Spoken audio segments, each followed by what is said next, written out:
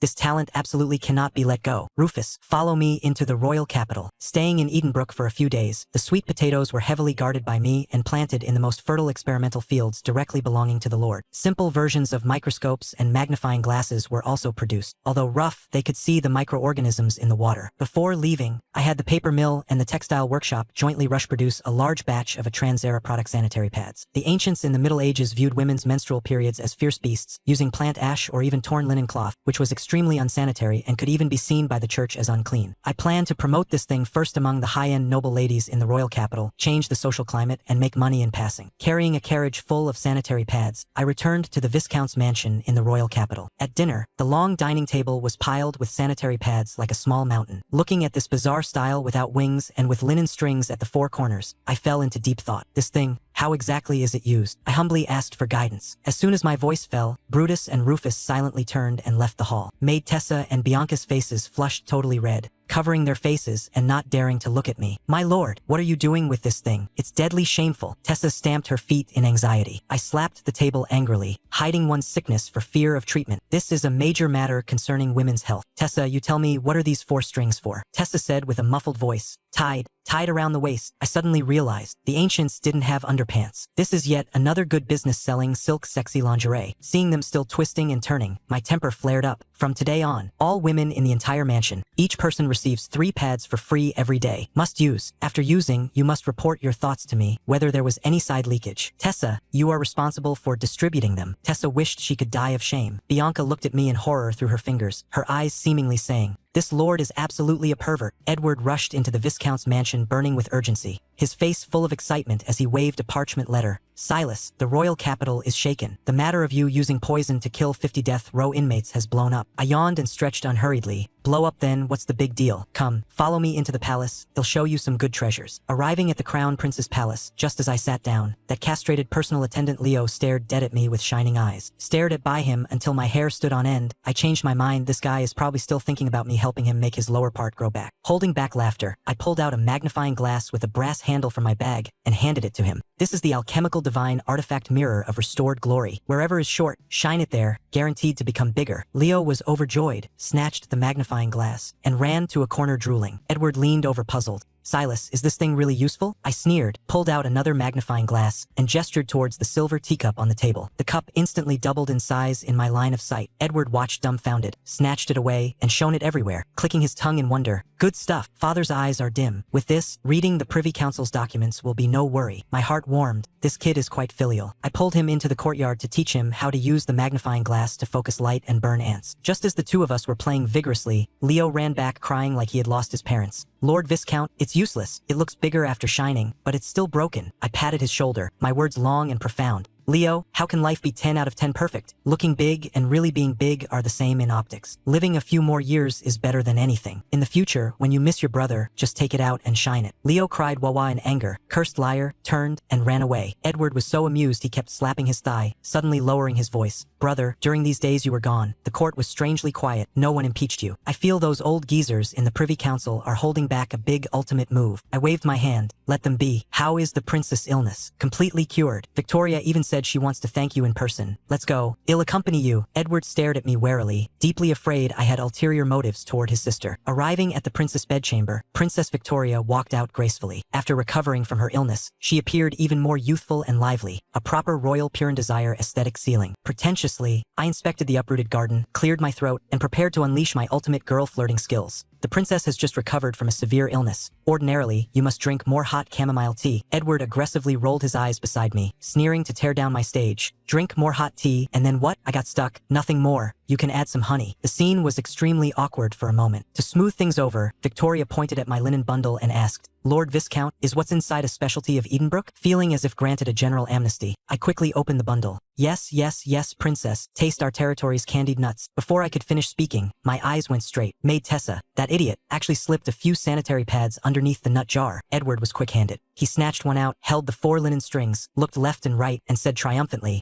I get it. Father said to guard against flood plagues. These 4 strings are definitely for tying on the head to cover the mouth and nose as an anti-epidemic mask, right? Saying that, he was about to slap it on his face. I broke out in a cold sweat and snatched it away. Are you kidding me? If you wear it on your face, how am I going to sell it to those noble ladies in the future? Victoria leaned over curiously. My lord, what exactly is this? Since things had come to this point, I hardened my heart. This is called the pad of purity. Something women use when their monthly menarche arrives. The air instantly froze. Victoria's face flushed swish red to the base of her ears, and she abruptly lowered her head. The little maids around also blushed, not daring to look at anyone. Edward let out a weird cry, slapped the pad of purity onto the ground, pointed at me, and cursed loudly. Silas, you're too perverted. What decent noble man carries this kind of thing around with him? My defenses completely broke. I rolled up my velvet sleeves and roared angrily. Perverted? Do you think Silas, a dignified 7-foot man, don't feel embarrassed walking around with this thing? I am doing this for the women of the entire empire. I pointed at the pad of purity on the ground, my voice resounding like thrown stones. Do you know how painful it is for women when their menses come? Using unclean rags and plant ash, how many women get infected and lose their lives because of it, and are even accused by the church of being unclean? As a local lord, how could I sit by and watch? I am seeking health and dignity for the women of the world. Edward scoffed. High-sounding words. Don't think I don't know your Edenbrook runs official red light districts, seeking dignity all the way into the brothels? I laughed out of extreme anger, pointing at his nose and spraying. What do you know? Underground secret prostitutes are good women forced into prostitution by gangs, and the old, weak, sick, and disabled are swept out the door. I run official red light districts with clear prices, have herbalists perform regular health checks. If the girls want to go straight, they can leave at any time, and they're guaranteed job assignments at the textile factory. I am walking the path of criminals, leaving criminals with no path to walk. These pads are used once and thrown away, clean and hygienic. Silas, risk not wanting my face to promote this throughout the entire empire. Am I wrong? My speech was impassioned and generous, shining with the light of enlightenment thought. The maids around were all mesmerized. Victoria raised her head, her eyes full of admiring little stars. Lord Viscount is highly righteous. I misjudged you. I am willing to help you promote it first among the female officials and in the court. I immediately climbed up the pole. Thank you, princess. The paper mill manufacturing this thing specifically recruits female workers, allowing women to be independent and earn gold coins, no longer having to be appendages to men. These world-shocking feminist remarks directly knocked Victoria dizzy. She was moved to a total mess, turned her head, and had a maid bring out a jewelry box. Inside was full of draft notes from her saved-up private stash. My lord, take this money to build factories. Absolutely do not decline. Unceremoniously, I stuffed the drafts into my sleeve. The princess is of supreme purity and supreme goodness. In the future, I will cover all your pads of purity. By the way, let me mention it's 10 copper coins apiece for noble ladies and 3 copper coins apiece for ordinary maids. Don't remember it wrong. Edward watched from the side, his eyes almost popping out. This brother's scamming techniques are absolute. He grabbed my sleeve. Silas, count me in. I looked at him sideways. Wasn't His Highness just despising it as perverted? Edward's face didn't redden and his heart didn't skip a beat, speaking with righteous awe. I've thought it through. I am the crown prince. I should naturally take the lead. Not only will palace maids use this thing, attendants with hemorrhoids must also use it. The female family members of the civil and military officials of the Privy Council must buy it. Not buying it is immoral. They'll give them a discount, 15 copper coins apiece. Watching him waving his hands and dancing calculating the accounts, I secretly gave a thumbs up. This kid has amounted to something. Morning court the next day. With a single tube telescope tucked behind my waist, I strolled into the ranks. Just as the routine finished, Finance Minister Giles jumped out, shouting sternly, Your Majesty, this subject wishes to impeach Silas on 3 major crimes. Firstly, privately expanding the castle's high walls, overstepping the lordly regulations. Secondly, forcibly abducting serfs from surrounding territories into Edenbrook. Thirdly, not paying the tithe for 7 years. I beseech your Majesty to punish him severely. I was calm and composed. Just these stale, rotten rotten sesame seed matters? Richard looked at me. Silas, what do you say? This subject has nothing to say. Giles became anxious and quickly shouted, Your Majesty, the witness is outside the hall. A chubby figure was brought into the grand hall. As soon as Thomas, the consul of Oaktown, saw me, his eyes turned red. Your Majesty, this subject was originally the mayor of Oaktown. Silas lied about borrowing people, exchanging our town's old, weak, sick, and disabled for the young people in his territory. As a result, those young people arrived in our town, walking around every day holding white flour oat bread and roast meat, sleeping when full, eating when awake. The ministers felt their scalps go numb listening. This is feeding the pigs full and sending them back to someone else's pig pen to show off. Too wicked. Wiping his tears, Thomas cried heartrendingly.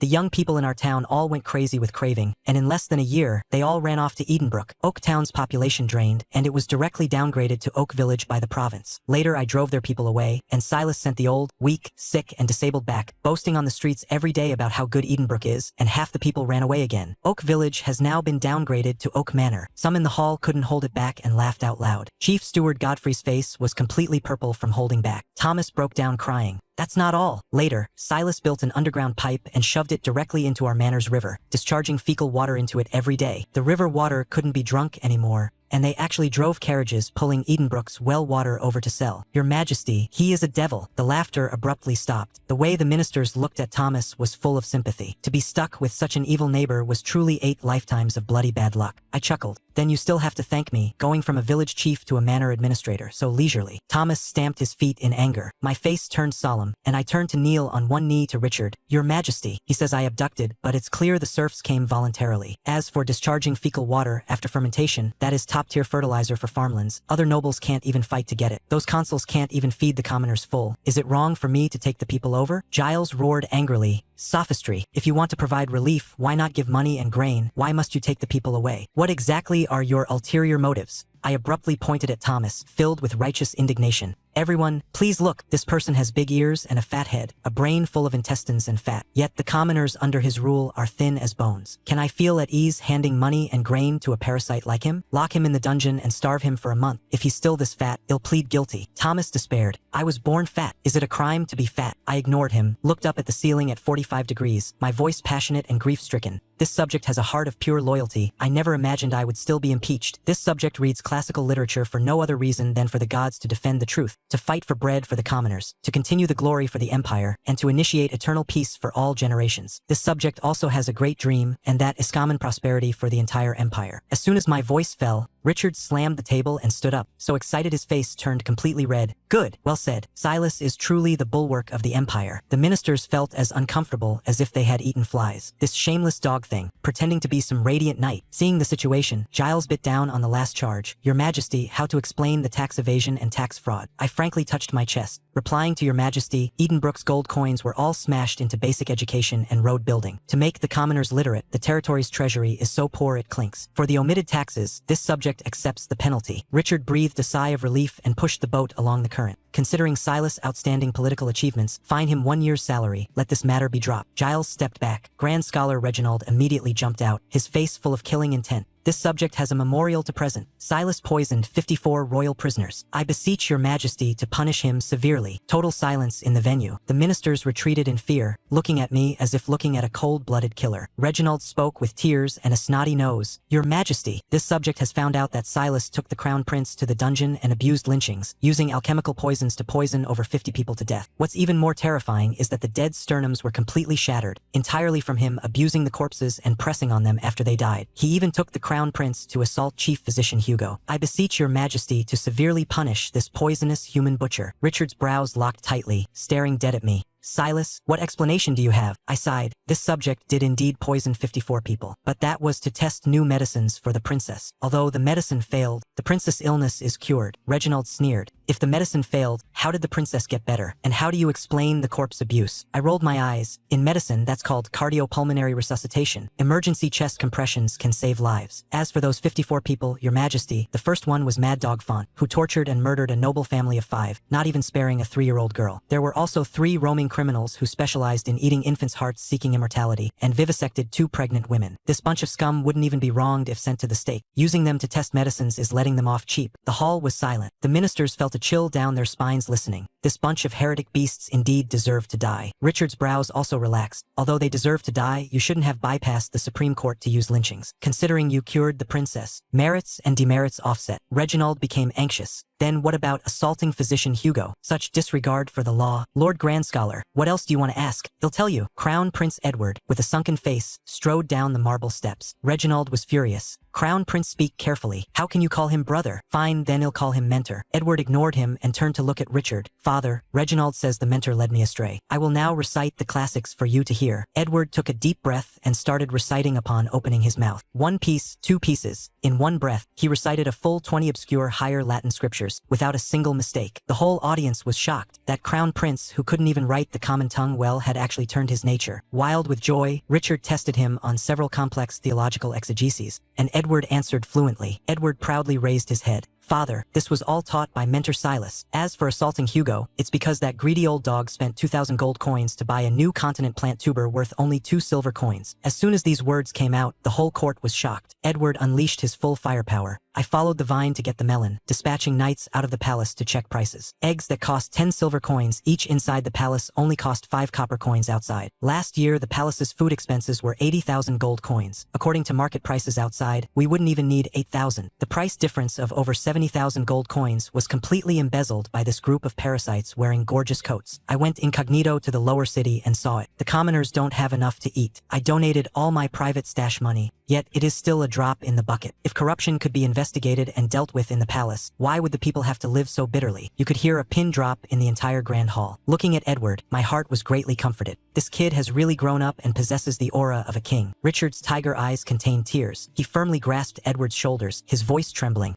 You did all this by yourself? Yes. While the mentor returned to his territory to visit relatives, I personally investigated it. Richard violently turned around, secretly wiped away his tears, turned back, and laughed loudly. Good. Lords, look, this is the son of me, Richard, the future lion of the empire. The ministers knelt on one knee, hailing the crown prince as sagacious. Prime Minister Ward shed old tears, repeatedly sighing that he had misjudged me, and that Silas truly possessed great loyalty that resembled treachery. Richard waved his grand hand. Godfrey, thoroughly investigate internal corruption for me. Silas has merit in teaching the crown prince. Reward him with the royal purple gold cloak. Dismiss Reginald. The Royal Academy is solely managed by Silas. The crown prince is permitted to freely leave the palace to inspect the civilian populace. Reginald collapsed limply on the ground, his face ashen. Seeing the timing was ripe, I pulled out the single-tube telescope from my lower back and held it high with both hands. Your Majesty, this subject has a divine artifact to offer. This is the Eye of the Empire, forged at a cost of 10,000 taels of silver. With one glance, one can clearly see enemy banners miles away. I wish my Valoria Empire martial prosperity. Richard, pleasantly surprised, accepted the telescope, walked out of the hall to try it, and immediately thought of it as a heavenly object, a divine object. If used on the battlefield to observe formations, one can surely anticipate the enemy's moves. Silas, I want to reward you. My face was full of modesty. It is all the Edenbrook craftsman's loyalty to your Majesty. This subject does not dare ask for a reward. Richard laughed heartily. Bestow 100 pounds of gold upon Edenbrook. Mass-produce them from now on, and supply the royal knights first. I struck it rich. I forcefully suppressed the corners of my mouth to thank him for his grace. As soon as court was dismissed, Edward pulled me back to the palace, unable to wait. Brother, you're too disloyal, not showing me such a good thing first. I snatched back the telescope. What's the rush? Let me ask you, while I was gone, where did you spend all your money? Edward triumphantly pulled out a small booklet covered in red handprints. I inquired about the suffering of the commoners in the lower city. Seeing they didn't have enough to eat, I distributed all the money to them. This is the parchment scroll of gratitude with the handprints of the commoners. Everyone is grateful to me. Silas, I am now a superhero in the royal capital. Looking at this prodigal son, I was speechless for a while. Just throwing money around directly, it would be weird if he wasn't treated as a sucker. Edward suddenly leaned over, rubbing his hands and asking, Brother, when can our pad of purity make money? I have no money to do good deeds. I want to make fast money. Can one get addicted to handing out money? But mentioning making money, I got energetic. Now that Reginald had rolled away, and the crown prince could casually leave the palace, the entire noble circle of the royal capital was my ATM. I stared at him with shining eyes. Recently, are there any festivals coming up? Hearing there was money to be made, Edward's eyes instantly lit up like light bulbs, and he couldn't wait to lean in front of me. Silas, the Midsummer Valentine's Day is coming right up. How are we going to pull off a big one?